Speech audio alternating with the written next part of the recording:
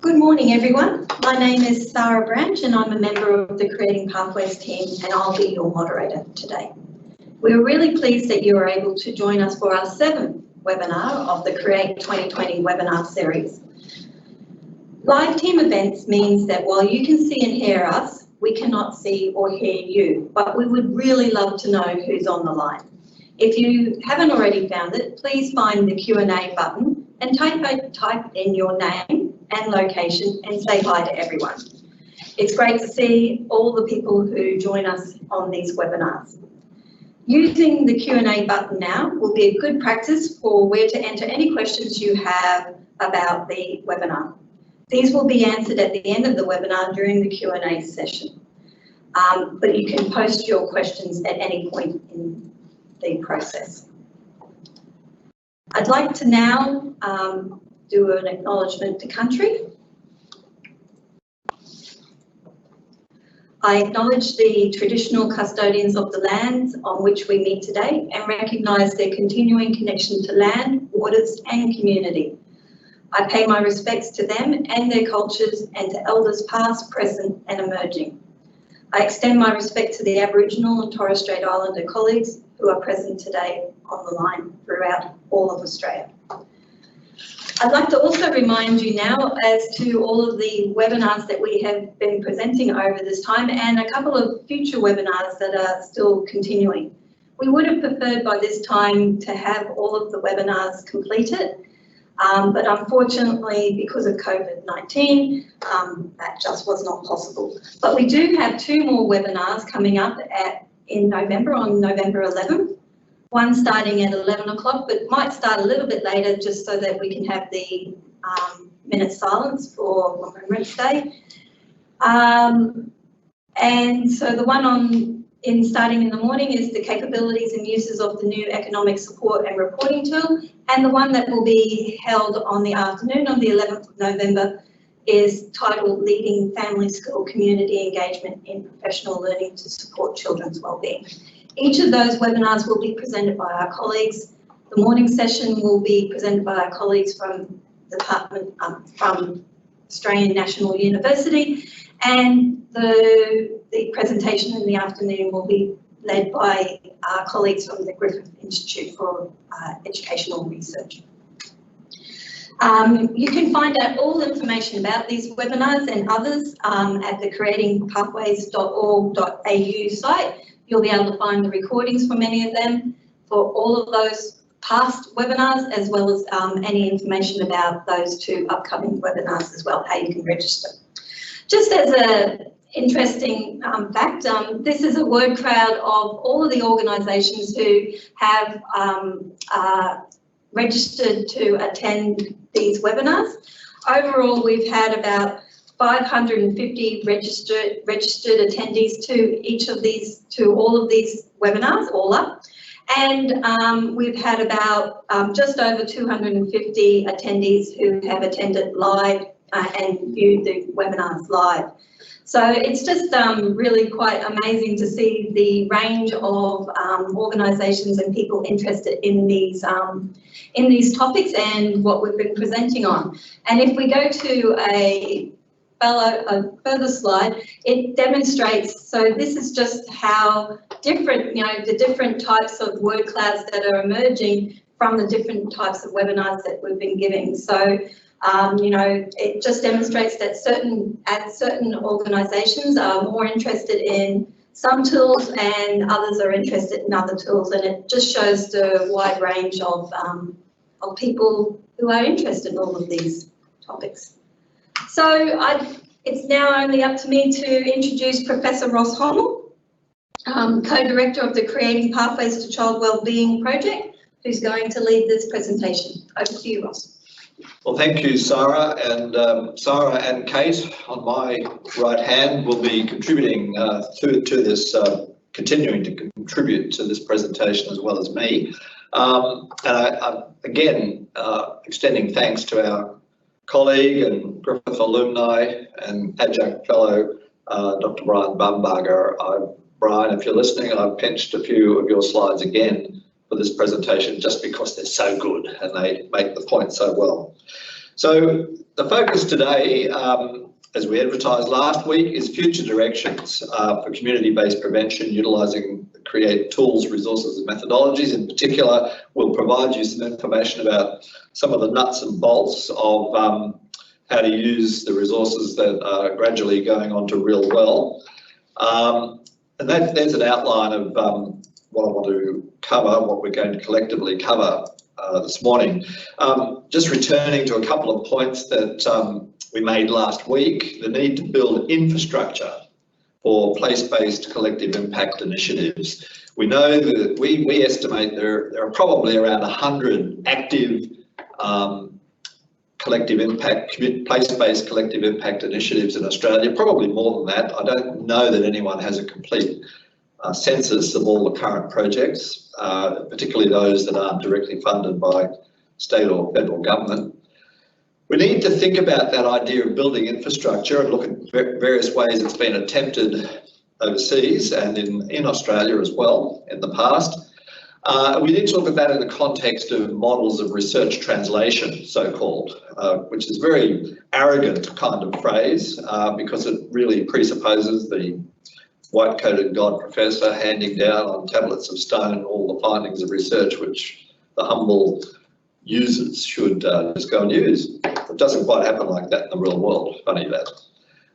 We'll talk a bit more then about the idea of an intermediary organisation and what is our view about what needs to happen in the near future in Australia. We'll look at the epicentre from Penn State University that Dr. Brian Bumbarger ran for a number of years in Pennsylvania.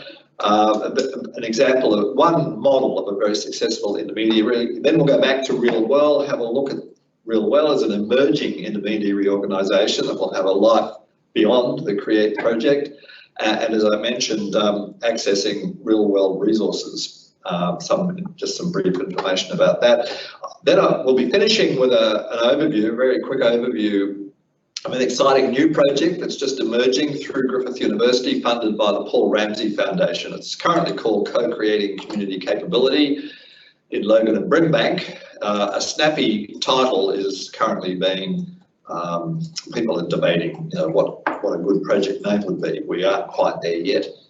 I just want to mention over on the right-hand side of this slide, I've got a few images which are quite important in terms of how we're going to approach the presentation today.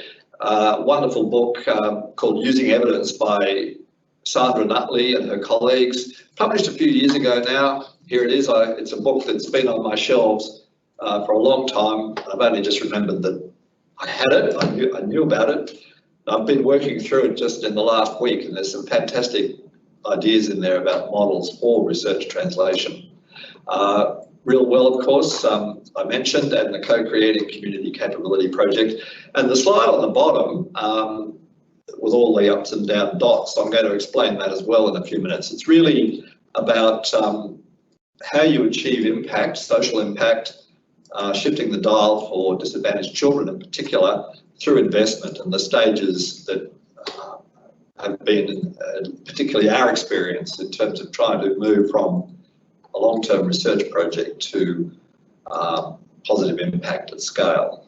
It's quite a daunting but very important ambition. So just again to review what a point we made strongly last week. We don't know how COVID-19 is going to change these figures, but as a simple summary, we can say that 1 in 5 of our nation's children experience poor wellbeing. And I was very struck by what I heard on a news bulletin a couple of days ago that Children's Health Queensland has just published a report. I couldn't find it on their website yesterday when I looked, but on the news report, it said that they'd run a national survey of 1,000 children throughout Australia. And they're finding, again, that figure of 1 in 5 children who are exhibiting signs of poor mental health. So we'll keep that figure of 1 in 5 in mind. But the figure is much higher than 20% in stressed communities.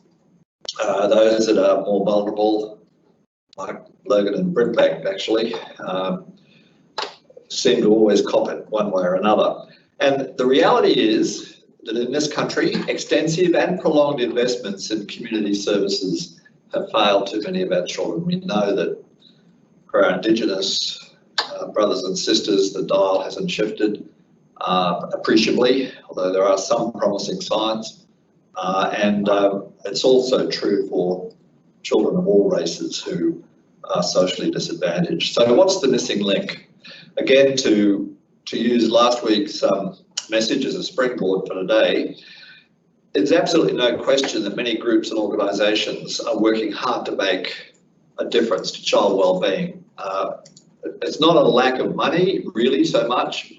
Money is always important and we could always use a lot more, but we have had a lot of money poured in already, and there's been no shortage of hard work and good intentions. But what we're arguing from our university platform, but very engaged and have been over a 20-year period really with communities and with services and schools, it's surprising that despite all this investment, there is only limited what I call bespoke infrastructure. That is infrastructure to support particularly the primary and secondary prevention services that can assist community organisations and community partnerships to really shift the dial for children. There's no one form of infrastructure that's needed, but we need to start thinking about those missing links between what's known is possible and then what it takes to actually in the real world make a real difference at scale on a continuing basis. So just to review, the traditional model of science to service, to borrow a very snappy phrase from Fixon, from the implementation science paper that was so influential. Traditional model, and we've heard a lot about this with COVID-19, you do a randomised controlled trial and there's a summary of the results of a set randomised controlled trial. And then the professor in charge or some member of the team, some enthusiast, goes out and spruiks the results of the research and magically it all gets translated into clinical practice or into services for families and children. And everyone's happy, and that's how research gets translated into practice. Well, no, in the real world, it looks more like this piece of modern architecture from Berlin that my brother Peter photographed a few years ago on a trip. It's one big mess very often in reality. And as Mark Greenberg put it, Professor Mark Greenberg, former director of the Prevention Research Centre at Penn State University and really the developer of some absolutely marvellous achievements, including PATHS and the Fast Track program and many other initiatives that have made a real difference in the real world to many children in the US and elsewhere. Mark said in Australia, in Melbourne, in 2009, in a seminar to which I attended, in the real world, translation of science-based practices stumble, largely unguided toward uneven, incomplete and socially disappointing outcomes. Now that was 11 years ago. Our view is that it's still too much the case, this description. So it's building those enabling or bridging mechanisms, the infrastructure, to get less disappointing outcomes at the population level. That's the goal.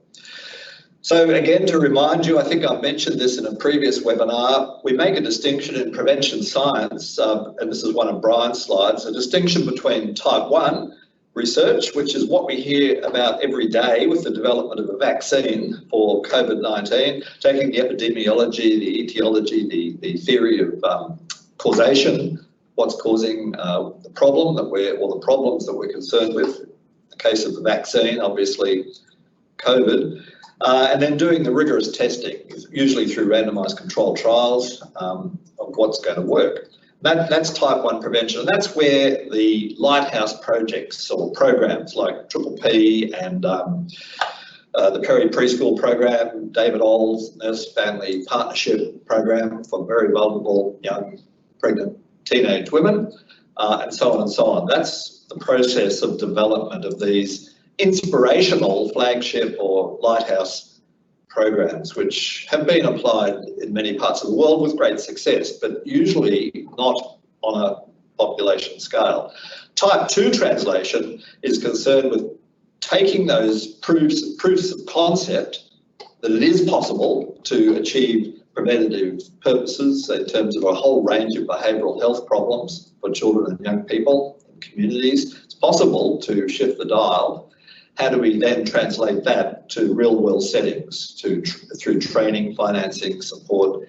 How do we achieve sustainability? That's the basic distinction between type 1 and type 2 prevention research. And we've been attempting through the 6 or 7 years of the Creating Pathways program to work at that type 2 level. We've worked, therefore, in close partnership with a number of organisations, both NGOs working in communities as well as government, state and the Federal Department of Social Services, as well as some other NGOs that are like the Australian Primary Principles. It's a really complex project, as you all know. It's been a bit exhausting for everyone, but that's what it takes to attempt to work in a comprehensive way across sectors in order to begin to develop the capacity to achieve that type 2 transition. I mentioned Sandra Nutley's book with Isabel Walter and Hugh Davies. It was published in 2007 in the UK, and it came out of the glory years of the Blair government, the third way government not steering but enabling.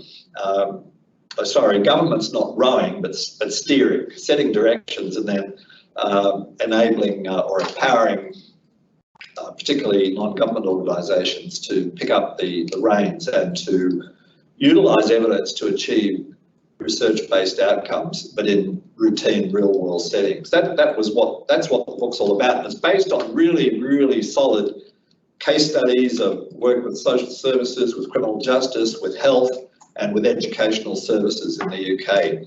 There's much to learn from this book, but things have changed in the UK, but also in Australia and other parts of the world. And here's a wonderful summary of what I think are the major changes that have taken, or some of the major changes that have taken place from the early days of the Blair government in the UK, which was still very much a welfare state centralised approach, through to what they call the enabling state and what is still called the enabling state. And this is based on a UK report published by the Carnegie Foundation UK last year.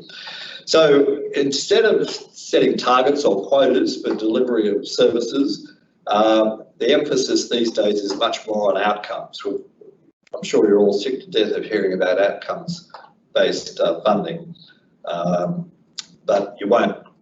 I'm afraid it won't go away. I think it's here to stay. Some of my colleagues think, oh, it's just another fad. I don't think it is. I think it's a permanent change. There's certainly been a move from the top down to the bottom up, and when we get to the outline of the new Paul Ramsay funded project that Griffith University is engaged in Logan, with partnership with Victoria University, working in Brimbank initially, those two communities as the starting points for actually a larger initiative, that we've moved very much from a top-down approach to a bottom-up co-creation sort of model. And that's represented in some of the other arrows there on the diagram. So there's been an equally important move away from representation of partners, everybody having a hearing and a place at the table, right through to full-blooded participation, hands-on work. Trying to break down the silos. This is what the collective impact movement is very much about, working together collaboratively and breaking down the silos. Easier to say than to do, believe me. Very difficult in the real world. Obviously, the move from crisis management, tertiary prevention, if you like, picking up the pieces at the bottom of the cliff, compared with primary prevention. This move to trying to head off problems before they start, or at least before they become so entrenched that they're expensive and difficult to change.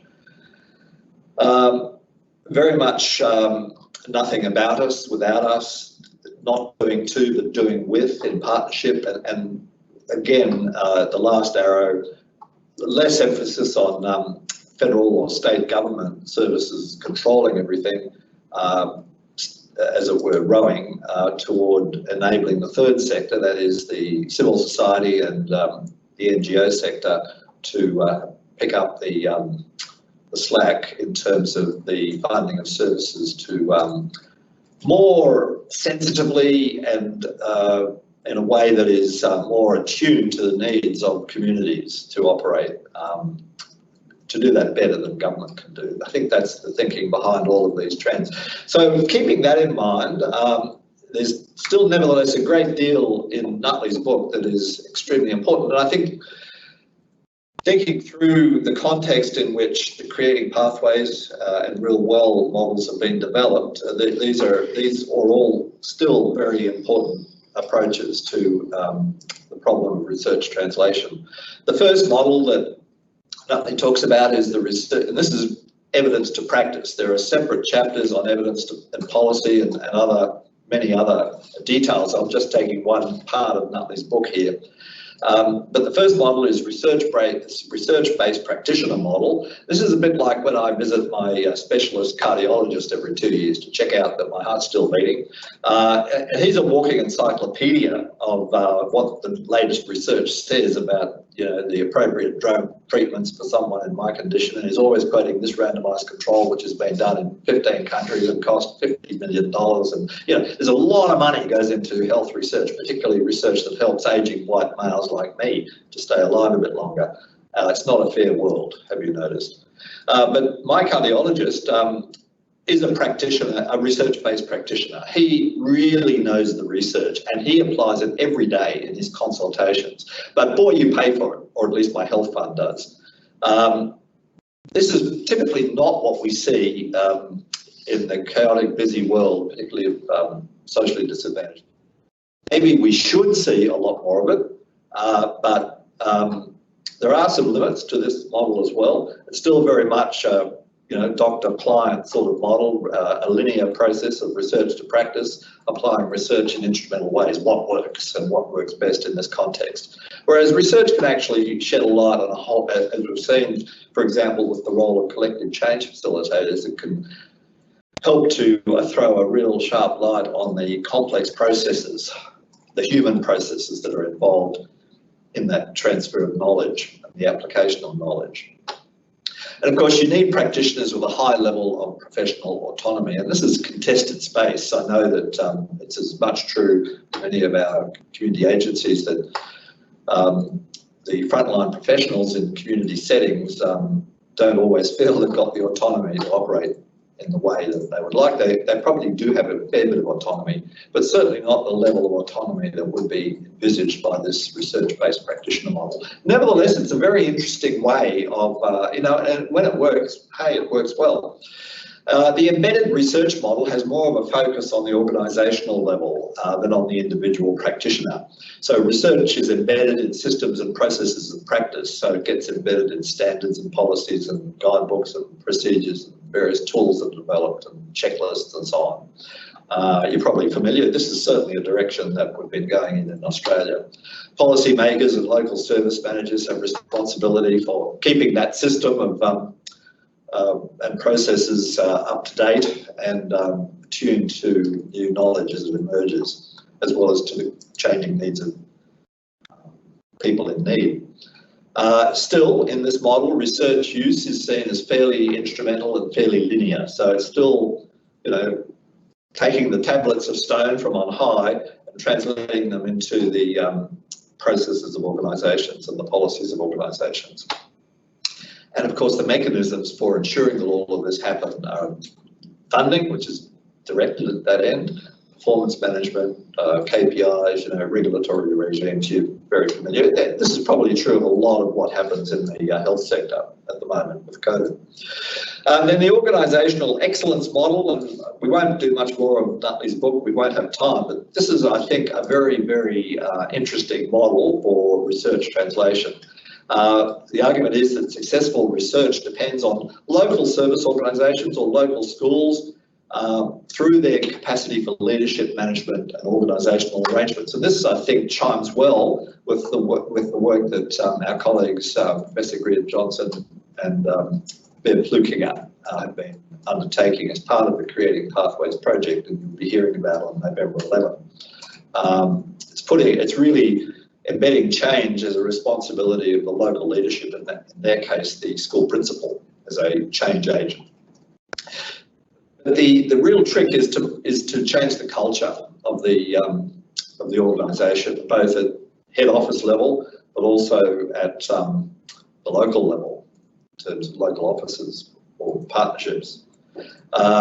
There's room in this model for significant local adaptations and, importantly, partnerships with local universities and other intermediary organisations can facilitate the creation and use of research knowledge. And this is getting pretty close to many of the ideas which we've been drawing on for the Creating Pathways project.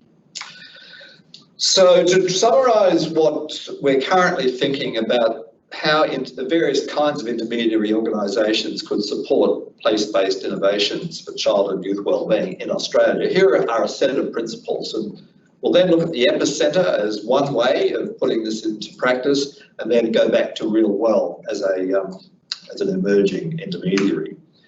We're arguing that we need to create a variety of forms of intermediary organisations or intermediary arrangements within which, and I've got it there in red, respectful relationships between researchers, community members, policy people and frontline professionals can be developed and sustained.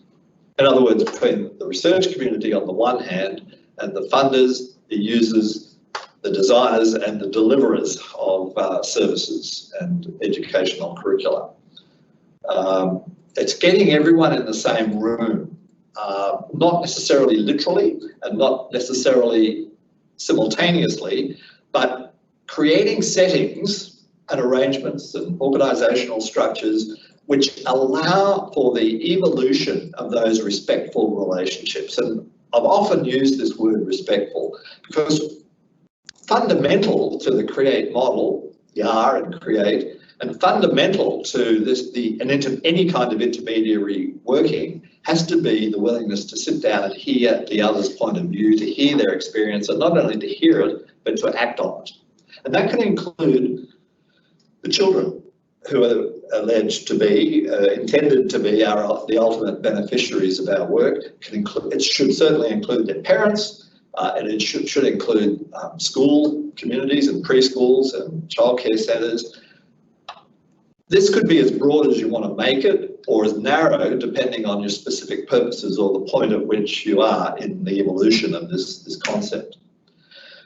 It's critical, though, that however narrow or wide your focus and how many people are inside the tent, we need to maintain and strengthen the arrangements in which these respectful and productive relationships can flourish through the work of skilled system intermediaries, such as collective change facilitators. But we're aware of other kinds of system intermediaries who can operate. There are, for example, in some remote schools in Indigenous communities in Queensland, people who are employed through the education system to do the direct linking or liaising or connecting between the school and the First Nations people in that area.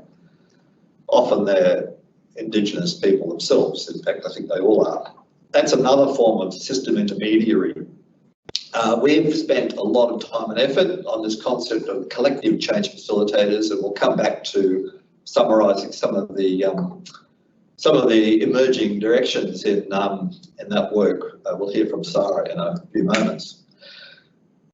As I already mentioned in the context of the Paul Ramsey project, another advantage of creating these respectful relationships, or the settings in which respectful relationships across all of these sectors can flourish, is that it optimises the conditions needed that are critical for co-creation processes to emerge and to flourish. Co-creation means doing it together. It means the ideas of the recipients, the users, the customer, whatever word you want to use, are actually as important as all of the theories and the evidence that university professors carry in their head, because the two have to connect. Otherwise, what's the use of all this research? We also need to maintain the conditions in which the appropriate measurement instruments and tools and methodologies and evidence-based resources can be developed.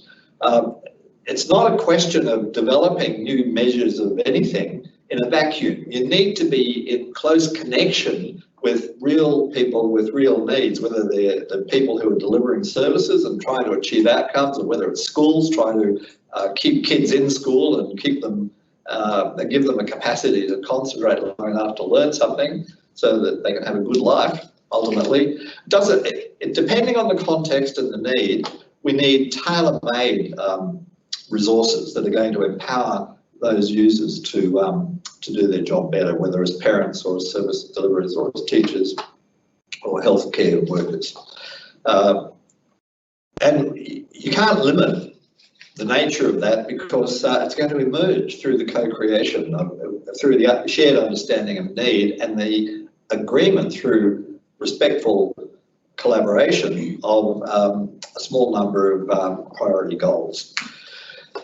So I've already really made the point. We've got we need to create the conditions through these intermediary organisations so that we can be very responsive to local contexts. We've argued it previously in our, particularly in the webinar about measuring the needs of children at the community level, setting up community level risk and protective factors for children. It's remarkable from our own data now, using Rumble's Quest and the Australian Early Development Census, and also now some data from the Australian Census and other government sources. If you combine all of those sources of data and look at the needs of children at the local level, what happens in suburb A in terms of the things that seem to be going wrong for children can be very different from suburb B, and yet it might only be 2 kilometres away, 2 kilometres apart. Context matters, and we all know that from our experience working in the world, but the research tools and methodologies are not always well suited. There's a kind of one size fits all. It's often been developed rather than these responsive, tailored, bespoke arrangements and approaches and tools. Without saying, in terms of what I've just been saying, that we obviously need to bring local people along with us. Nothing about us without us. We need to move toward genuine, respectful collaborations where around the table we can be as inclusive as possible. How that works out meeting to meeting and in practice over time will be worked out locally. It's obviously got to be efficient, not just inclusive. And we need to remember that these tools and resources and methodologies and we've been very conscious of this in the work we've done with Rumble's Quest and Parent Empowerment Measure and so on, they've got to be suitable for use by frontline professionals, not by people sitting in a university office or in a government department somewhere. And sometimes also by community members themselves, and sometimes, often in fact, by relatively untrained practitioners who I think quite wrongly in this country are not paid to the level of the demands which are placed upon them to regularly perform the miracles that we expect that somehow they will. So we need to keep in mind in forming these intermediary organisations the great variety of potential users of all of the resources and tools that might be developed through the relationships and the processes. So that's perhaps a very idealistic view of what's needed, and as I said, the way it will work in real settings over time will vary.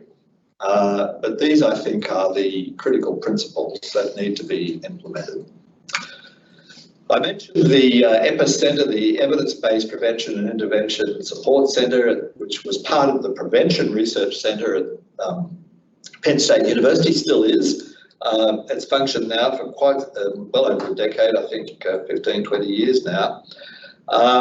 This has been a very successful state government funded intermediary, which has been able to link the research, the basic research, the type 1 research, which is over there on the left, just in front of the backbone organisation picture, The prevention researchers and program purveyors, the people, typically academics, researchers who have developed programs which are very promising in terms of their evidence base and their impact in controlled experiments.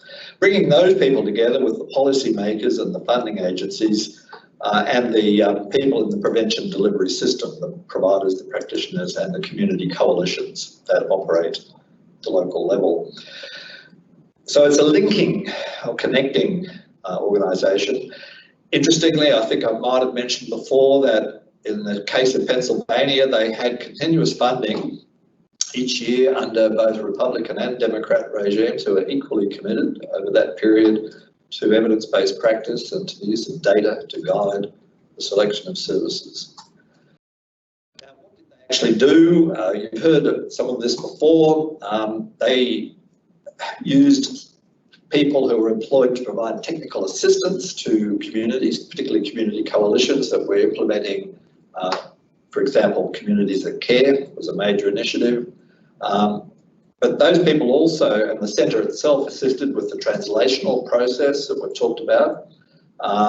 So EPIS functioned as a bit of an expert resource for community coalitions to draw on. This organisation, which, as I said, was state government funded, had the capacity to do that support and that on the ground mentoring or coaching in terms of process based on evidence and research. So they were building capacity for both community coalitions to work effectively together, but also program-specific capacity. So how do you implement P in a sensible way with fidelity, but also adapting where necessary to local conditions? And as I mentioned, facilitating communication across the silos, across the systems.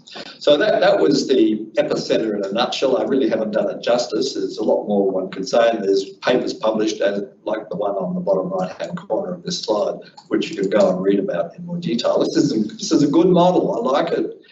Why can't we do this in some of our states in Australia?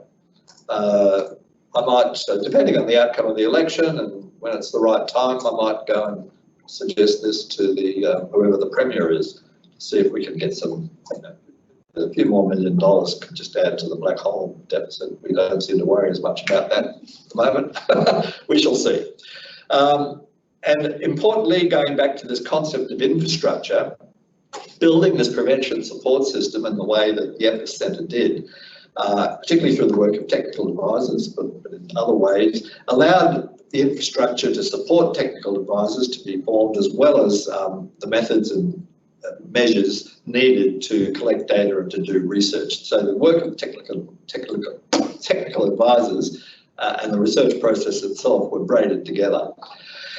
The fact that technical advice was available and support was available across communities meant that you could start to access the population as a whole, which was a successful process, because, as we saw last week from the impact of the 5 years of the implementation of Communities That Care. You can support through a centre like EPIS a logical cycle of research, technical advice. I'm going to stop using that phrase because I can't say it, and continuous quality improvement, something that we have in the CREATE project also emphasised. So very, very useful model, and I think something to be taken seriously as a potential model for particularly at the state level. Now, going back to Real Well, we just now we don't want to repeat everything we said last week about the outcomes from the Creating Pathways project, but we want to just review quickly.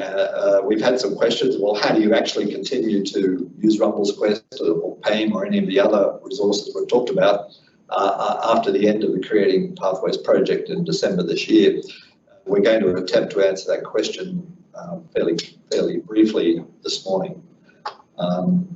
Just to set up Kate for her, she's going to speak to us in a moment, but just to remind you that this is, where did Real Well come from? The journey began for me back in about 1997 when we started working with the federal government in Australia. That led in 1999 to the publication of a report which was at the time extremely influential, Pathways to Prevention. It was about get early intervention and early prevention to change the pathways for many young children so that we had fewer children ending up in care or in youth justice or homeless or with mental health problems. I can say a lot more about that. It's still available online if you are interested in seeing it. And the review of evidence and the review of what was happening across Australia at the time, I think, is still very valuable. That led directly to the Pathways to Prevention project that operated for more than 10 years in a disadvantaged region of Brisbane. That was done in partnership with Mission Australia and the Department of Education in Queensland in particular, with support also from Department of Communities. And then as Pathways came to an end, we moved into the Creating Pathways program, which you're aware of now. And real well, it's been a more recent development. We established it initially as a platform for disseminating the tools and resources that we've been developing. And we're just at the point now in 2020 and beyond where we are actively seeking funding to go across that bridge, to transition from a long-term program of applied research through to what's known in the business world as an investable enterprise, a not-for-profit or for-impact enterprise, which can maintain itself at scale from its own resources. So that's the timeline and the processes that we've been through here at the university, and all of this has been done in close partnership with other academics, but more importantly perhaps with the community services and school sectors. So this business of actually creating social impact through innovation plus scaling. This is a lovely graph from an Australian report published 3 years ago, Leadership Insights, published by JB Ware. We're still in that bumpy left-hand side of the, perhaps you can see the cursor there, I don't know. The up and the down, it's a jolt, we're getting jolted every day, as it were, by the surprises that come along in terms of funding, but also just the unanticipated difficulties, or sometimes the wonderful things that happen, again, totally unanticipated. It's an exciting ride. It has been an exciting ride. We're still somewhere in the very bumpy part of the process where we still seek and need investment. But we are very optimistic about transitioning, as I said, in the near to medium term future from that up and down research and investment process through to positive impact at scale. It just takes time and it takes investment to achieve that. But I think despite COVID, as a country, we're very ready to take that on. So how does Real Well work? This is a quick summary of material that we have said previously, but which has probably never been quite brought together in one slide as this one does. First purpose is to put scientifically sound tools into the hands of frontline professionals. Just building on what I said before about the importance of developing infrastructure and intermediary platforms. Real Well seeks to provide a framework of practical support as well as the scientific tools. So practical support for the use of those tools. It aims to provide schools and family service organisations with a self-managed process. This is really important, and that's the point of the arrows on the right-hand side. The Real Well supports the collection of reliable data which can guide decisions that can lead to more effective action. And up above that is some of the tools in the treasure trove there, the box of treasures. But it's a self-managed process, so whereby schools and community coalitions and community-based organisations can collect, report and use their own data to address the determinants of child social, emotional, behavioural and mental health problems in their community. I've emphasised the importance of the local and of the context. And importantly, tools that can be used to evaluate the impact, to track the impact over time of the interventions, the action plans that grow from the enlightened use of data. So, and I'm going to hand over to Kate in a moment, but I just thought I'd share with you for a moment, and we're getting toward the end, but don't panic, we're not going to go all morning. The emerging real world model. So how is it actually going to look in the real world? Well, we're still very firmly within the bosom of Griffith University, for better or worse, in a COVID world, where all universities are desperately trying to save money. The CREATE program is essentially now the research and development arm of Real Well as a business, which we're a not-for-profit business that, as I mentioned, we're in the process of setting up. And we're very strongly supported by the UNIS Centre within the School of Business at Griffith, who are actually set up to help impact enterprises like ours become sustainable and commercially viable. And of course, Griffith Enterprise, which within the university, which is concerned also with the nuts and bolts of how that happens and help us with all the contracts and the legal side of things. We're going to continue to work in close partnership, at least for the immediate future, with Envision Media, our creative partners in Brisbane. They've done the videos and the website and many of the, well, virtually all of the resources that are available. We'll continue to work through the online registration system with schools and child agencies and research groups, and there's an amazing variety of organisations now that are either inquiring or registering and paying for a licence to use various tools. I mentioned the Paul Ramsay Foundation project in Logan and Brimbank. I'll come back to that. The importance of that project is not just for Logan and Brimbank, important as they are, but also the learning that can be applied to other communities. The Paul Ramsay Foundation is particularly clear that they want this to be something, this project to be a resource for all of the communities I mentioned, at least the 100 or so collective impact initiatives that are going on around Australia. And it looks like we're currently in discussions with about half a dozen different organisations and communities about various forms of implementation and training and development. And Sarah's going to talk in a moment about the training curriculum that is emerging. So that's our emerging model of what Real Well will do from next year. Over to Sarah, and she can talk about the collective change facilitation training. Thanks, Ross.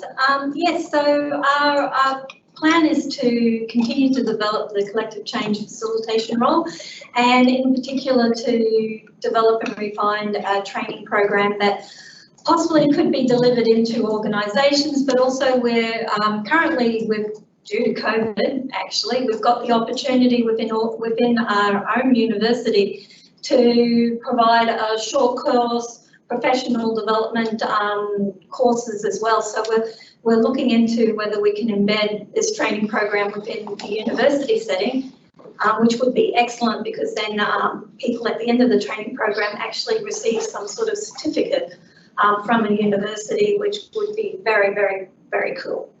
So the idea is that the aim is to develop a community, as part of the training would be to develop a community of practice that is place-based or organisationally based, and we hope to continually, as a result, continually grow that community, collective change facilitation community of practice. So building that alumni.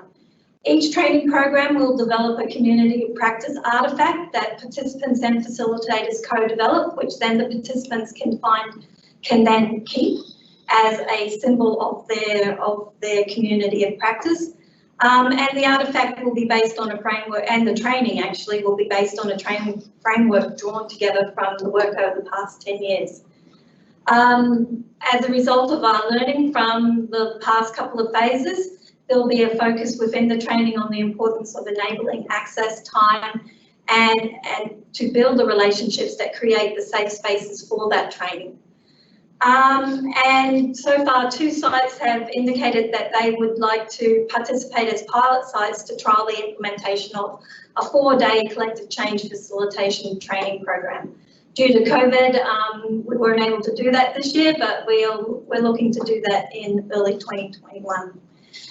And this is the framework that I was telling you about, and it's basically based on 4 core aspects centered around the learning cycle of CREATE. So that's doing together, reviewing together, deciding together, planning together. All that all happens around a continuous cycle of coming together. And that's that picture in the center with the blue, which was commissioned by an Indigenous artist to depict that cycle within an Indigenous painting.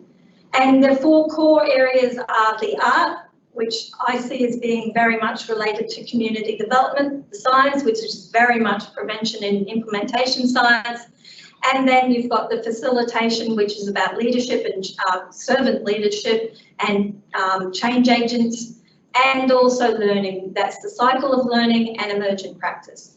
And so that all comes together around the principles of CREATE and other principles as well. So yeah, so that's just a quick snapshot of that framework. And now over to Kate to tell you a bit more about how Real Well will work in terms of the tools and resources. Thanks. Okay, so yes, all of the, well, Rumble's Quest and Parents' Voice, the Parent Efficacy and Empowerment Measure online are available for easy access via the Real Well website. And there's a lot of information about the tools on the website. Each of the measures has a video that sort of introduces the constructs in very approachable ways. There's also a lot of written overview material that sort of help unpack what's in the box. So it talks about what the tools measure, who it's useful for, and how it works, etc. There's always frequently asked questions and some preview materials. For instance, Rumble's Quest, there's a downloadable sample of the game app that people can download. There's a sample report that people can have a look at. So to give people a bit of a insight into what the resource, the system, the assessment system includes. With Rumble's Quest, there's also some testimonial videos provided on the website that show people speaking about their own direct experience with using the measure. And there's also a lot of information, or information about how to purchase a license to use the measures on the website itself. The one thing that we haven't had the resources yet to do is to move the Coalition Wellbeing survey over to Real Well. But if any people are interested in using the Coalition Wellbeing survey into the future, there's a contact us button on the homepage of Real Well, where you could get in touch with us and we can talk to you and work out a process by negotiation for people to use it. This slide that's showing the process of going through and purchasing the licenses is fairly self-explanatory. So given our time constraints now, I won't go through it, but it's certainly quite clear cut, and I'll leave it to people to go to the website and have a look. Right, so we're going to wrap up now with the last few slides, and I'll talk briefly about the Paul Ramsey project. So if you're getting tired, just hang in there for a few more minutes, and we will have a few minutes for Q&A. So this is a slide that I love that Brian produced a few years ago. We're all working together to move prevention science to community level public health impact. If you build it, and we're really speaking now from the experience of the people involved in creating Real Well. This is our experience. If you build it, they will come, or they may never know about it. And that was certainly our experience with many of the school principals in New South Wales and Queensland whom we invited to use Rumble's Quest. They may not understand what it is. That's certainly been our experience, that many people who have heard about it don't understand what it is and what it's for. They won't know how to get it.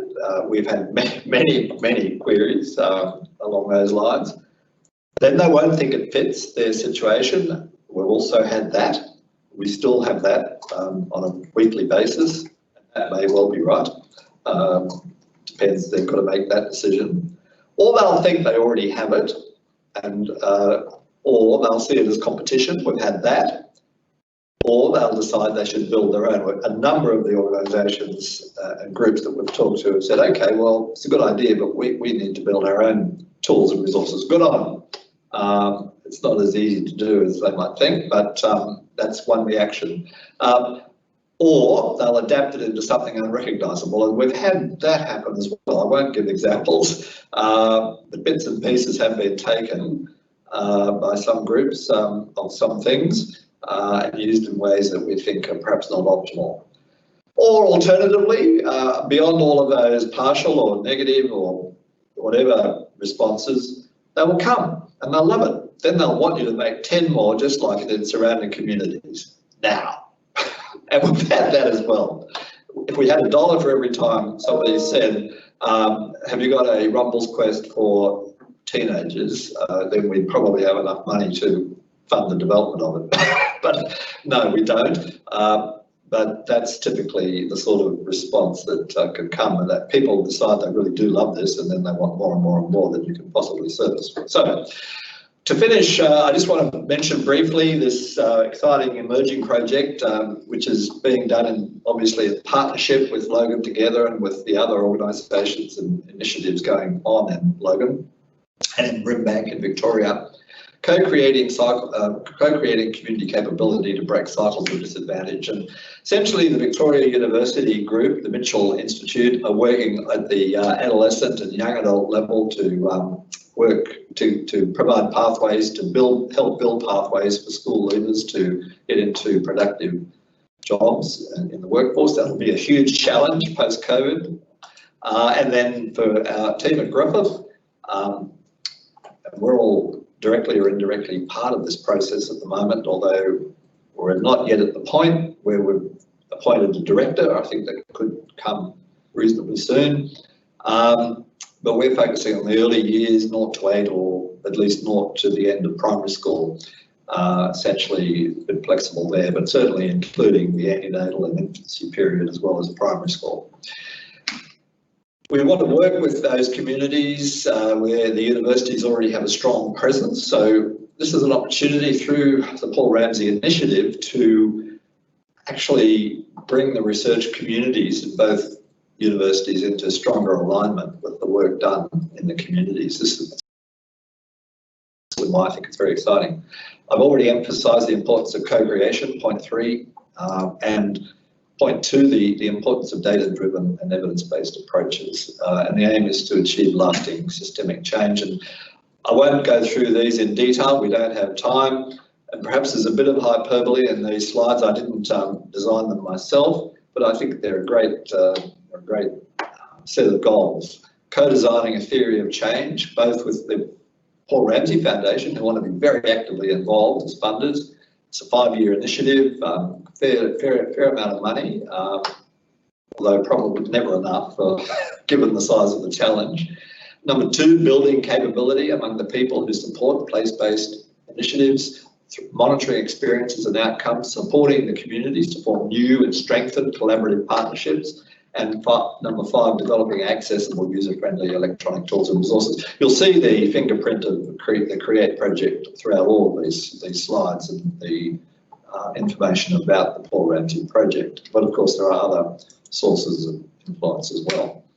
I won't go through this, it's much too much. I just wanted to highlight the idea of an intermediate or the intermediary organisation is very much to the fore in our thinking, as well as the role of collective change facilitators there in the middle of the and the electronic tools and resources at the centre of the processes. So this is the overall framework. You can download these slides and look for yourself at some of the detail. It'll all be built around, well, at least as far as we intend to around the CREATE principles for community engagement and the CREATE collaborative change cycle. Of course, how it actually works out over the next 5 years in practice will depend very much on the new director and on the specific initiatives that are incorporated, but this is the intention, that these CREATE principles and the collaborative change cycle will remain core frameworks for the work in the community. And so that's what Real Well will contribute to as a partner with that project from the end of, really from now on and for the next 5 years at least. And that, ladies and gentlemen, is the end of the presentation. Thank you very much, Ross. Thank you. Not before time, you might say. Not before time. We do have a couple of minutes.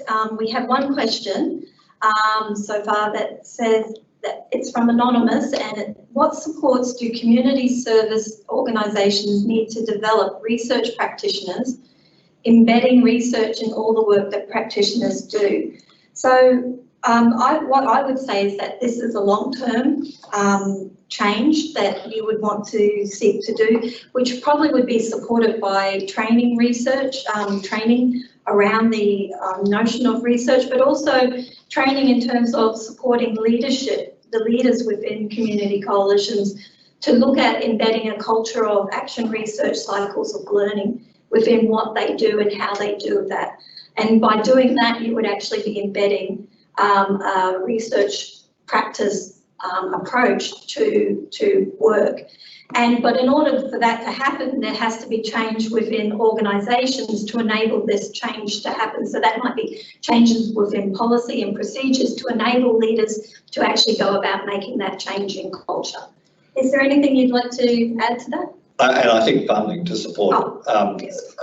I mean, one of the problems with the community services sector at the moment is that miracles are supposed to happen every day, accomplished by people who are actually not particularly well paid, certainly not commensurate with the size of the task.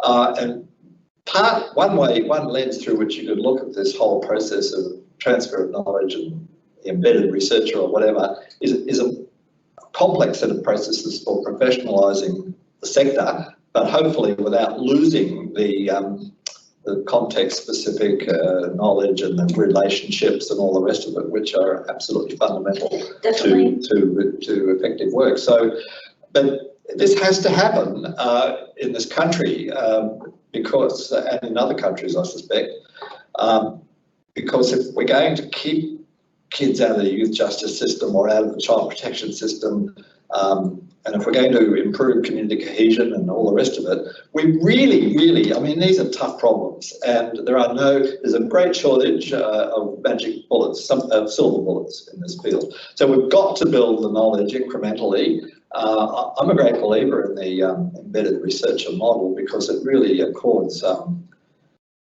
status and importance of the work that's done at the local level. And I think there's a lot we could learn from the GP model, general practitioner in Australia. Yes, it has its weaknesses, we all are familiar with that. It has great strengths as well. Anyway, we need to work it out in practice, but you do need that supportive culture. I'm sorry, I'll shut up again. No. And I would support that. You can't be a successful research practitioner without relationships. Yep. Relationships Trust. in everything. Yep. Another question, one person would like us to show slide 36 again. 36? Is it, gee, that many? My God. And we do have a question from Marilyn.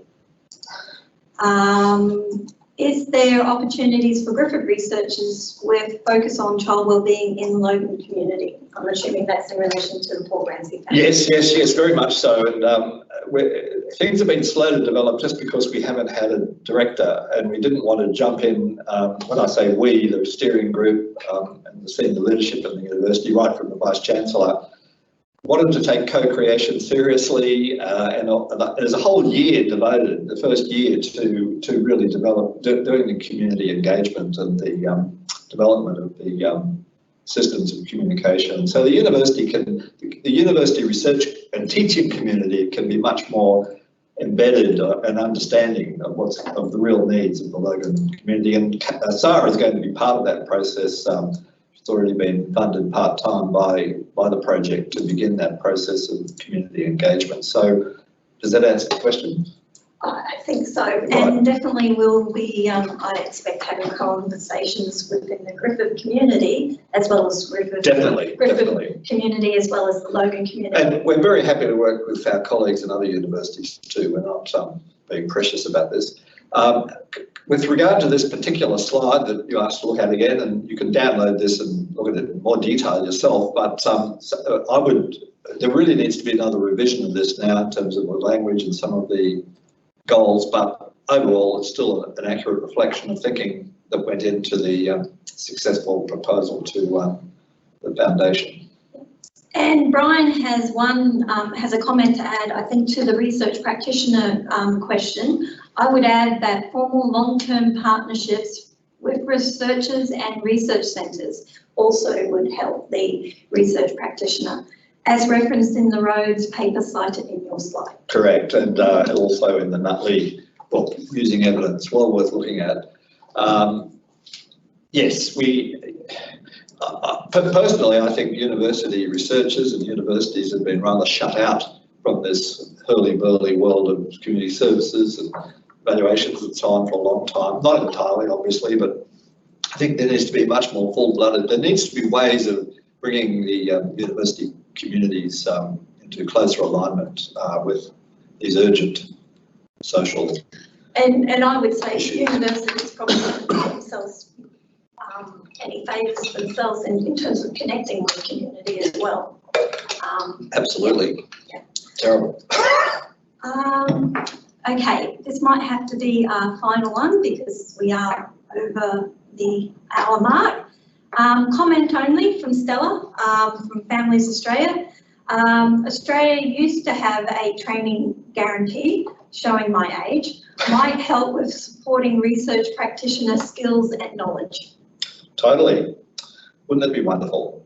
And it's partly the reason why I think it would be so awesome if the collective change facilitator training could be embedded within the university. Within a curriculum, yes, which we hope it will, offered potentially through the School of Business here at Griffith as a first iteration. Yes, well, I think we can aim for that. And Brian has added a little bit more, Brian Bumbarger from in the US. Partnerships centred on communities' needs, not the need for a university to complete a study. Absolutely, Brian, wouldn't argue with that. Okay, one more comment from Michelle. I noticed you say CCS working with 4 broad-based community coalitions.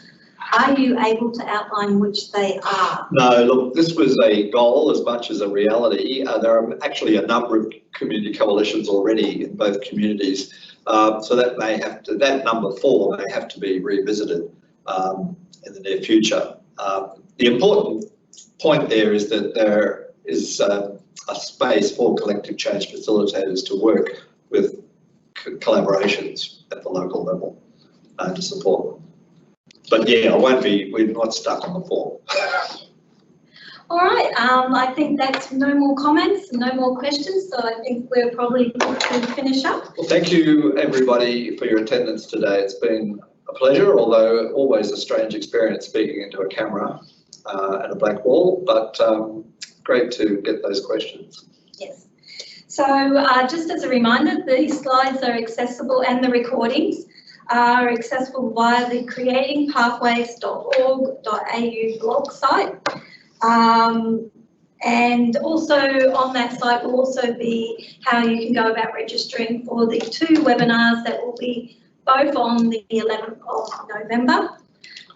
The slides and recordings from today's presentation will be on the blog site tomorrow. So before we finish up, I'd just like to thank Ross for all of his leadership and never giving up. I'd like to thank Carrie for her technical support and assistance with putting on these webinars. You don't see her, but she's a great help. And I'd like to thank our project partners it's been awesome working with everybody over the last, however many years it's been. And most importantly, I'd like to thank the children and parents and community members who have participated and worked with us in the Create project over the years. We look forward to connecting with our partners on the 19th via a teleconference as part of our final project plenary meeting. And we look forward to connecting with everybody else on the webinars on the 11th of November. Stay safe until then.